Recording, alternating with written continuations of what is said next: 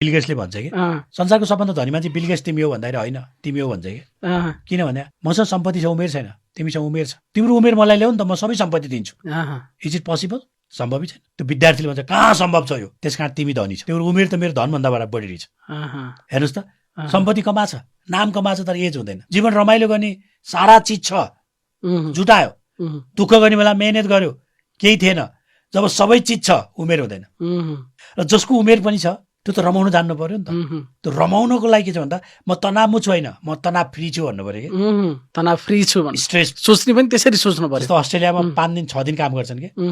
सोमबार मंगलबार बुधबार बिहिबार शुक्रबार काम गर्छन् शुक्रबार हाफ काम गर्छन् लान्छन् अब क्लबमा गए बारमा गए साथीभाइसँग कुरा गरे गफ गरे यात्रा गरे सैटरडे दिनभरि घुम्न गए परिवार लिएर आइतबार मजाले सुते सोमबारदेखि काम गरे